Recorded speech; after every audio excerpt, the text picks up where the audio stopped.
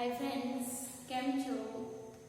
आज આપણે ધોરણ 11 સ્ટેટમાં ચેપ્ટર નંબર 2 માહિતીનું નિરૂપણ જેની અંદર આજે આપણે જોવાના છે ઉદાહરણ 28.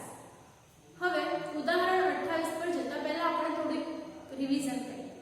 તો આકૃતિના આપણે પ્રકારો જોયા તો આકૃતિના મુખ્યત્વે કેટલા પ્રકારો હતા? 3. એકમાપી આકૃતિ, દ્વિમાપી આકૃતિ અને ચિત્રાકૃતિ. હવે એકમાપી આકૃતિની અંદર બીજા 4 સમ પોઈન્ટ જેમાં આપણે જોયું સ્તંભાકૃતિ, ત્યાર પછી પાસ પાસેની સ્તંભાકૃતિ, ત્રીજું સાદી વિભાજિત સ્તંભાકૃતિ અને ચોથું ટકાવારી વિભાજિત સ્તંભાકૃતિ. જે આજે આપણે જે જોવાના છે તે આપણે ચોથું જોવાના છે, ટકાવારી વિભાજિત સ્તંભાકૃતિ. આપણે ફક્ત સ્તંભાકૃતિ, ત્યાર પછી પાસ પાસેની સ્તંભાકૃતિ અને સાદી વિભાજિત સ્તંભાકૃતિ આપણે અગાઉના વિડીયોમાં જોઈ ગયા. આજે જે જોવાના છે તે ટકાવારી વિભાજિત સ્તંભાકૃતિ જોવાના છે. ત્યાર પછી આપણો બીજો પ્રકાર હતો દ્વિમાપી. દ્વિમાપીના કેટલા પ્રકાર? 2. વર્તુળાકૃતિ અને વૃત્તાંશ આકૃતિ અને ત્રીજો આવશે ચિત્રાકૃતિ. ઓકે, તો ફ્રેન્ડ્સ આજે આપણે જે જોવાના છે જે છે ટકાવારી વિભાજિત સ્તંભાકૃતિ. ઓકે, તો જોઈશું આપણે ઉદાહરણ નંબર 28. તો ઉદાહરણ નંબર 28 તમે તમારી ચોપડીમાં પેજ ખુલ્લું રાખીને બેસજો એટલે વધારે ખ્યાલ આવે. તમારું ચોપડીમાં પેજ નંબર છે 48.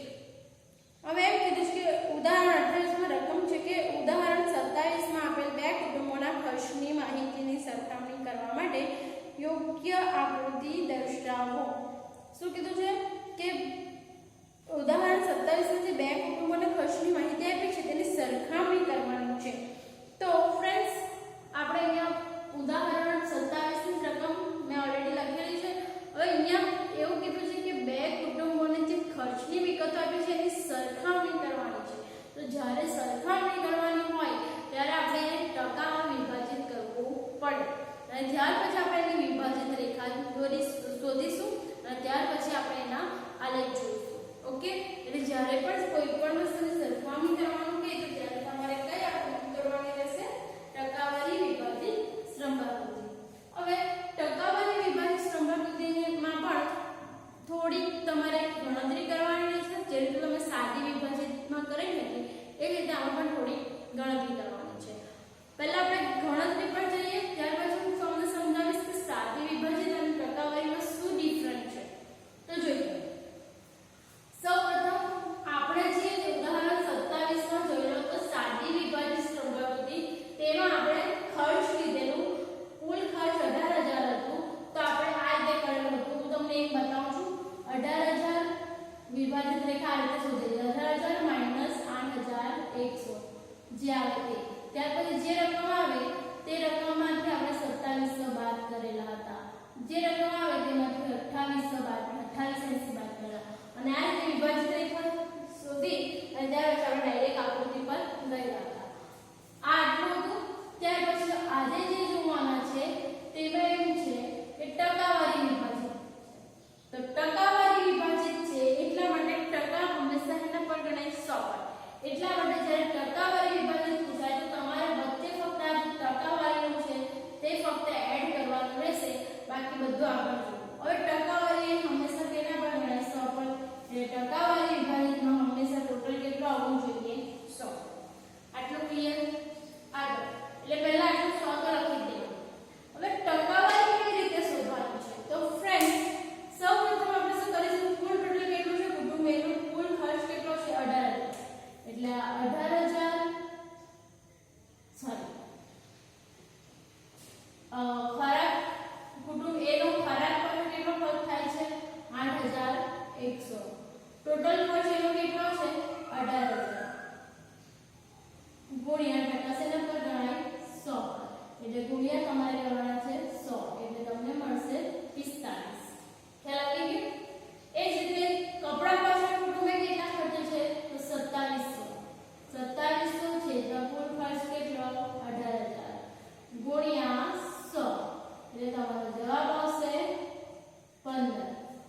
ત્યાર પછી શિક્ષણ પાછળ કેટલા ખર્ચે છે? 2,880 છેદમાં કુલ ખર્ચ 18,000 ગુણ્યા 100 એટલે તમારો જવાબ આવશે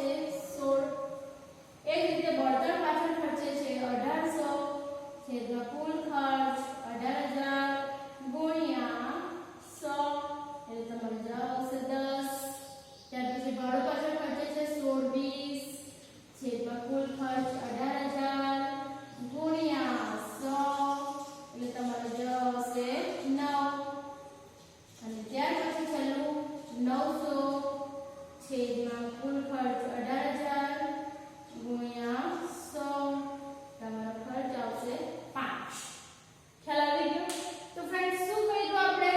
જે ખર્ચા છે એટલે કે કપડા પાછળ જે ખર્ચ છે તેને કુલ ખર્ચ વડે ભાગી દીધો ગુણ્યા 100 એટલે તમને ટકાવારી મળી જશે. ખબર ફ્રેન્ડ્સ જોશો તો 45 + 15 60 60 + 10 70 70 માં 16 ઉમેરો એટલે 80 86 86 + 9 + 5 95 95 + 5 એટલે 100. ટોટલ તમારો 100 આવી જ જશે કારણ કે ટકાવારી હંમેશા એનો સરવાળો કેટલો આવે 100. માટે તમારે ટકાવારી શોધવાની છે. તો ફ્રેન્ડ્સ એ રીતે હવે આપણે કુટુંબ B ની ટકાવારી પહેલા શોધી કાઢીએ. તો કુટુંબ B નો ખોરાક પાછળ કેટલો ખર્ચ છે? 60,000 છેદમાં એનો કુલ ખર્ચ કેટલો છે? 20,000 ગુણ્યા 100 એટલે તમારો જવાબ આવશે 35. એ જ રીતે કપડા પાછળ કેટલો ખર્ચ છે? 2,000 છેદમાં કુલ ખર્ચ છે 20,000 ગુણ્યા 100 એટલે જવાબ આવશે 10. એ જ રીતે બીજા શિક્ષક પાછળ પણ 2,000 ખર્ચે છે. કુલ ખર્ચ 20,000 ગુણ્યા 100 એટલે તમારો જવાબ આવશે 10. એ જ રીતે બળતણ પાછળ કેટલા ખર્ચે છે?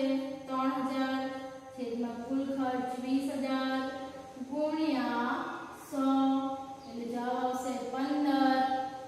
ત્યાર પછી ભાડું પાછળ ખર્ચે છે 4,000 છેદમાં કુલ ખર્ચ 20,000 ગુણ્યા 100 એટલે તમારો જવાબ આવશે 20. ત્યાર પછી અન્ય પાછળ 2,000 અન્ય ખર્ચ 2,000 થાય છે. કુલ ખર્ચ 20,000 ગુણ્યા 100 એટલે જવાબ આવશે 10. તો ફ્રેન્ડ્સ અહીંયા પણ આપણે ટકાવારી શોધી કાઢી. હવે આ ટોટલ તમે જોશો તો 35 + 10 45 + 10 55 55 માં 10 ઉમેરે એટલે 70 70 + 20 90 + 10 100 થઈ ગયા 100 પૂરા. ઓકે ચલો આ થઈ ગયા આપણે ટકાવારી. હવે વિભાજિત રેખા કઈ રીતે શોધવાની? તો પહેલા પણ કઈ રીતે શોધવાનું મેં તમને ફર્સ્ટ સ્ટાર્ટિંગમાં જ બતાવી દીધું. ઓકે સાદી વિભાજિત હતી એટલે આપણે કુલ ખર્ચમાંથી પહેલો ખર્ચ બાદ કરતા, જે બાકી રહે એમાંથી બીજો ખર્ચ બાદ કરતા, જે રકમ બાકી રહે એમાંથી ત્રીજો ખર્ચ બાદ કરતા. આ રીતે આપણે વિભાજિત રેખા શોધતા હતા સાદી વિભાજિતમાં. આજે આપણે જોઈએ છીએ તે ટકાવારી વિભાજિત રેખા જોઈએ છે. એટલા માટે અહીંયા કુલ હવે તમારે ખર્ચની આખી જે છે તે ભૂલી જાઓ. તમારે ફક્ત ધ્યાનમાં રાખવાનું છે ટકાવારી. કોને ધ્યાનમાં રાખવાનું છે? ટકાવારી. તો ટકાવારીનું ટોટલ કેટલું છે? 100. એટલે પહેલું આવશે 100. એમાંથી ખોરાકની ટકાવારી કેટલી આવી? 45. તો 100 માંથી 45 જશે એટલે તમારો આવશે 55. ઓકે એ જ રીતે હવે બાકી કેટલા રહ્યા? 55. તો 55 માંથી 15 જાય એટલે બાકી રહેશે 40. બાકી રહ્યા 40. 40 માંથી 16 ગયા એટલે કેટલા બાકી રહેશે? 24. 24 માંથી 10 ગયા એટલે બાકી રહેશે 14. 14 માંથી 9 ગયા બાકી રહેશે 5. ઓકે અને છેલ્લા તો 5 માંથી 5 એટલે 0 એટલા માટે આપણે અહીંયા કરી દઈશું ડેશ. ઓકે ફ્રેન્ડ્સ તો અહીંયા આપણે શું ધ્યાનમાં લીધું કે હવે આપણે ટકાવારી પર ધ્યાન કેન્દ્રિત કરવાનું છે. જ્યારે સાદી વિભાજિતમાં આપણે કુલ 18,000 માંથી આ ખર્ચા બાદ કરતા હતા. જ્યારે આમાં આપણે ફક્ત ડિફરન્ટ રીતો છે કે આમાં તમારે કુલ ટકાવારીમાંથી બધા ટકાવારી બાદ કરવાની છે, ખર્ચા નથી જોવાના. કારણ કે આપણે શું કર્યું?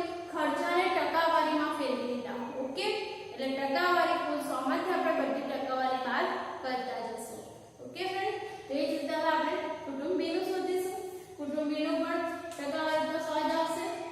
100 માંથી 35 જશે એટલે તમારા આવશે 65. 65 માંથી બાકી રહ્યા 65. 65 માંથી આ 10 જશે એટલે આવશે 55. આ 55 અહીંયા લાવીશું. 55 માંથી 10 ગયા 45. આ 45 અહીંયા લઈશું. 45 માંથી 15 ગયા બાકી રહેશે 30. આ 30 30 માંથી 20 ગયા બાકી રહ્યા 10. આ 10 અહીંયા પાછળ ગયા એટલે અહીંયા ડેશ થઈ જશે કારણ કે અહીંયા પાછળ 10 બાકી રહી છે. ઓકે તો આ થઈ ગઈ તમારી ગણતરી જે ખૂબ જ ઈઝી હતી.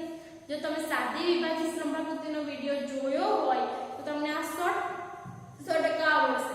એટલા માટે જો સાદી વિભાજિત સ્તંભાકૃતિનો વિડિયો નહીં જોયો હોય તો એના માટે તમે સૌપ્રથમ ઉદાહરણ 27 નો વિડિયો પહેલા જોઈ લેજો, ત્યાર પછી તમે ઉદાહરણ 28 નો વિડિયો જોજો. ઓકે, ચાલો, એટલે તમને વધારે ક્લિયરલી ખબર પડશે. ઓકે, ચલો હવે આપણે દોરીશું આલેખ. તો આલેખ માટે સૌપ્રથમ આપણો પહેલો સ્ટેપ શું આવશે? એનું યોગ્ય શીર્ષક. તો શીર્ષક લઈશું બે કુટુંબોને ખર્ચની માહિતી આપેલી છે. લખીશું બે કુટુંબની ખર્ચની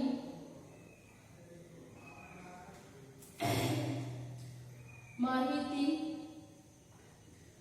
દર્શાવતી ટકાવારી વિભાજિત સ્તંભાકૃતિ. સૌપ્રથમ આકૃતિ દોરતી વખતે સૌપ્રથમ શીર્ષક, પહેલો સ્ટેપ તમારો શીર્ષક હોવું જોઈએ. કારણ કે શું થાય છે, તમે ઉતાવળમાં ડાયરેક્ટલી આકૃતિ દોરવા બેસી જાઓ છો, આલેખ દોરવા બેસી જાઓ છો અને પછી શીર્ષક આપવાનું જ રહી જાય છે અને એના માટે તમારા અડધો માર્ક્સ કપાઈ જાય છે. ઓકે, એટલે સ્ટેપ બાય સ્ટેપ જ જવાનું. સૌપ્રથમ શીર્ષક થઈ ગયું.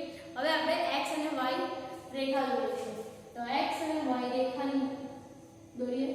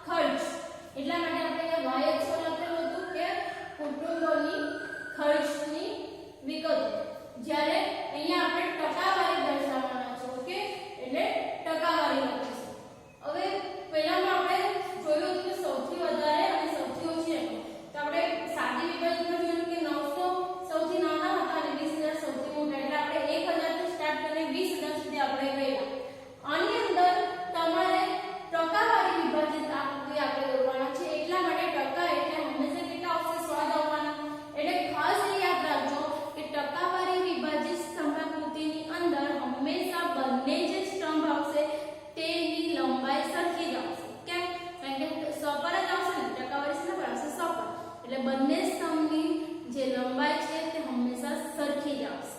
ઓકે, એટલે અહીંયા આપણે 100 પર લેવાનું છે. હવે 100 પર લેજો એટલે બહુ બધો 10 થી લઈને અથવા તો 5 થી લઈને 10 કે 5 થી લઈને 100 સુધી આપણે જવાનું છે.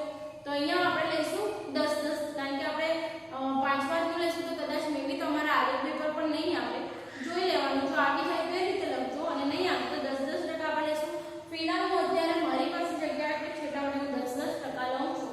તો અહીંયા આપણે લખીશું y અક્ષ બરાબર 1 સેમી બરાબર 10%. ઓકે, શું લખીશું? 1 સેમી બરાબર 10%. ઓકે ફ્રેન્ડ્સ, તો હવે અહીંયા લખી લઈએ આપણે પહેલા કુટુંબ A અને કુટુંબ B. x અક્ષ પર આપણે દર્શાવવાના છે કુટુંબ, એટલે અહીંયા લખીશું કુટુંબ A, અહીંયા લખીશું કુટુંબ B.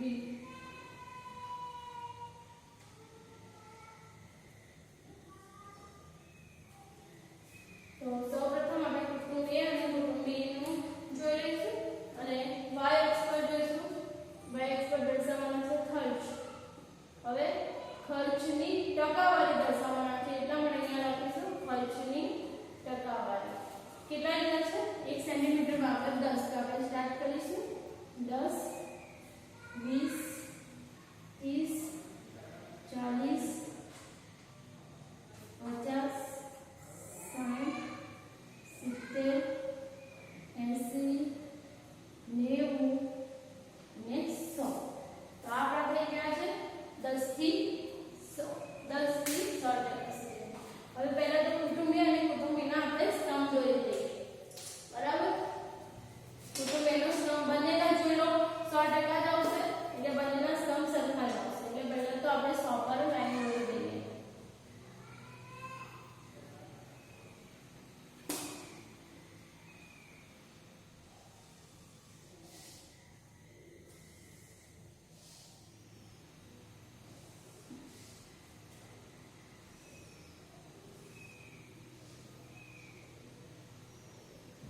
એ રીતે આપણે દોરીશું કુટુંબી માટે.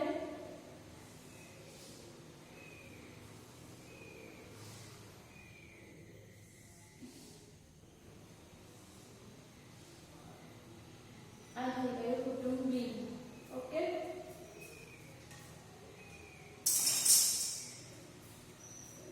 જોઈ લો તમને બંને સ્તંભને તમને કીધું એ પ્રમાણે બંને સ્તંભ 100% એટલે 100 ના બંનેની લંબાઈ સરખી જ આવશે.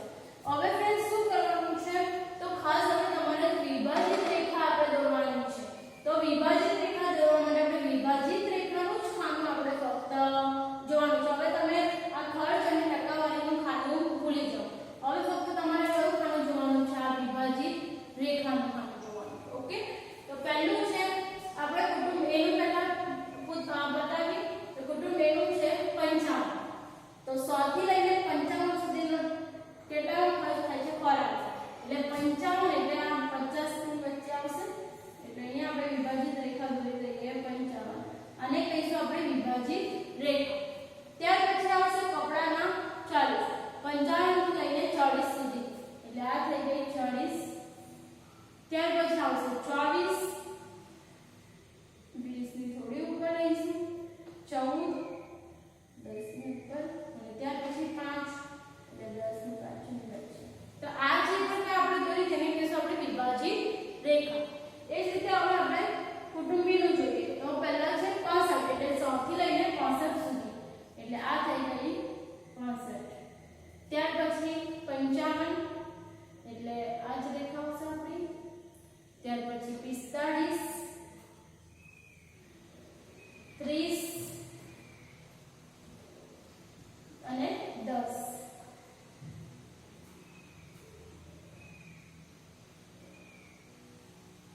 ઓકે, તો આ આપણે જે દોરાઈ ગઈ એ આપણી વિભાજિત રેખા છે.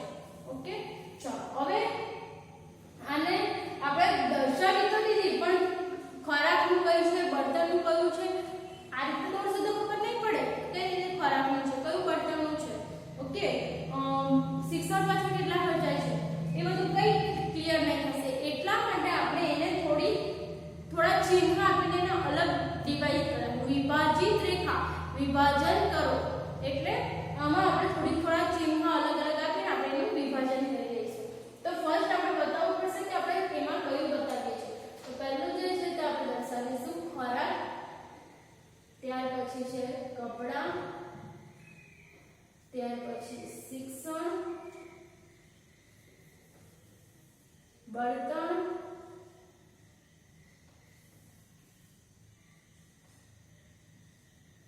ત્યાર પછી ભાડું અને અન્ય. હવે ફ્રેન્ડ્સ આપણે કેમાં કયું બતાવવાના છે તે આપણે જોઈ લઈએ. તો ખોરાકમાં આપણે લઈ લઈએ લાઈનિંગ, કપડામાં આપણે લઈ લઈશું રાઉન્ડ, શિક્ષણમાં લઈશું પ્લસ, બળતણમાં આપણે રાઈટની નિશાની કરીશું, ભાડુંમાં આપણે કરી દઈએ ઊભી લાઈનિંગ અને અન્યમાં આપણે કરી દઈશું ડોટ. ઓકે, તો પહેલું જે છે પોર્શન, પહેલો જે પોર્શન છે તે આપણો કપડાનો છે, જેમાં આપણે લાઇનિંગ કરી છે. તો અહીંયા લાઇનિંગ કરી દઉં છું, દેખાય છે ને? તો આ બંનેમાં પહેલો જે કપડાનો પોર્શન છે તેમાં લાઇનિંગ કરીશું. ત્યાર પછી બીજું ખોરાકમાં લાઇનિંગ કરી. હવે કપડાના પોર્શનમાં રાઉન્ડ છે, આપણે કહી દઈએ રાઉન્ડ.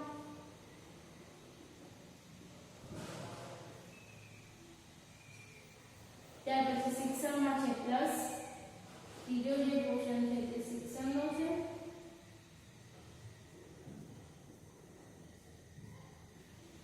બળતણ છે એમાં રાઈટ ઓપ્શન.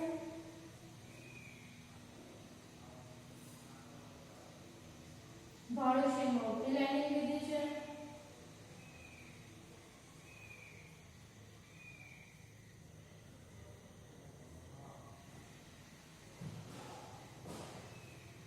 અન્ય મળશે ડોટ.